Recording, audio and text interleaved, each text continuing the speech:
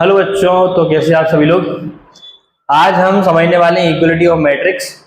ये class 12th maths third chapter number 3 matrix का topic है ना। इक्वलिटी ऑफ मैट्रिक्स, दो मैट्रिक्स आपस में इक्वल कब होंगे इस बात को क्विक तरीके से समझेंगे। तो यहाँ पे if two matrices are equal when their corresponding elements are also equal. सुनना बड़े ध्यान से भाई, जो लिखा है वो तो लिखा है, यहाँ मैं समझा रहा हूँ वो सुनना भाई। दो मैट्रिक्स तब इक्वल होंगे आपस में, पहली चीज जब उनका ऑर्डर क्या होना चाहिए, सेम होना चाहिए। दोनों मैट्रिक्स का ऑर्डर क्या होना चाहिए, सेम होना चाहिए। अगर ये वाली मैट्रिक्स कोई एक ए मैट्रिक्स गिवन है, एक बी मैट्रिक्स गिवन है, तो अगर उन दोनों के ऑर्डर आपस में इक्वल है तो हम इक्वलिटी मैट्रिक्स का कॉन्सेप्ट लगा सकते हैं। पहली चीज तो ये भाई, ये अगर 2x2 की मैट्रिक्स है तो ये भी 2x2 की मैट्रिक्स है।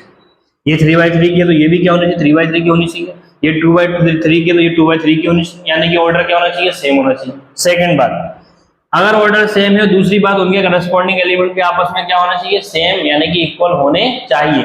अगर एक भी एलिमेंट चेंज होता है तो इसका मतलब मैट्रिक्स आपस में इक्वल नहीं होगी। तो पहली चीज तो ऑर्डर सेम हो, दूसरी सारे के सारे करस्पॉन्डिंग एलिमेंट्स क्या हो, आपस में इक्वल हो। करस्पॉन्डिंग एलिमेंट कौन किससे करस्पॉन्डिंग रहेगा वो समझते हैं। यहाँ पे ए और बी मैट्रिक्स अगर आपस में इक्वल है तो उनके करस्पॉन्डिंग एलिमेंट्स आपस में इक्वल होंगे। कौन से वाले भाई, ए जो रहेगा किसके इक्वल रहेगा, पी के इक्वल होगा। ये a11 ये a11 भाई, फर्स्ट पोजीशन का एलिमेंट क्या होता है, फर्स्ट और फर्स्ट कॉलम का एलिमेंट हमारा ये है। ऐसे ही फर्स्ट और फर्स्ट कॉलम का एलिमेंट कौन सा, ये p है। तो a किसके इक्वल है, b के इक्वल है। b किसके इक्वल है, q के इक्वल है। तो a is equal to p, b is equal to q। c किसके इक्वल होगा, r के इक्वल होगा। और d किसके इक्वल होगा, s के इक्वल होगा। अरे हाँ, अरे ठीक है, ये बात समझ में आई। तो यानी कि कोई भी दो मैट्रिक्स बोला गया वो आपस में इक्वल है तो उनके करस्पॉन्डिंग एलिमेंट्स को आपस में इक्वल लिख सकते हैं। फटाक से छोटा सा क्वेश्चन समझते हैं, यहाँ पे ध्यान से देखिएगा। एक क्वेश्चन मैंने यहाँ पे लिया कि इफ टू मैट्रिसेस, दो मैट्रिक्स मैंने यहाँ पे ली थी, एक मैट्रिक्स लिखी है ये वाली x 2 3 y is equal to यहाँ पे 6 2 3 -9। If two matrices are equal then find the value of x and y।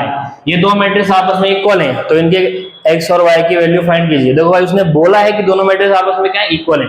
जब भी दो मैट्रिक्स आपस में इक्वल हो तो उनके करस्पॉन्डिंग एलिमेंट्स आपस में क्या होते हैं, इक्वल होते हैं। देन हम बोल सकते हैं सिंपल सॉल्यूशन में कि x जो होगा वो किसके इक्वल होगा, 6 के। तो x इक्वल टू क्या आ गया, 6, और y इक्वल टू इतना आ गया 3। तो ऐसे क्वेश्चन ऑब्जेक्टिव में चूज द करेक्ट ऑप्शन में आते हैं। एमपी बोर्ड के अंदर, सीबीएसई बोर्ड में भी आते हैं भाई, तो थोड़ा सा टफ आता है सीबीएसई बोर्ड में। फिलहाल एमपी बोर्ड में तो सिंपल ऐसा ही आ जाता है। तो हमको सिंपल एक्स वाई की वैल्यू बतानी है, आंसर आपका निकल जाएगा।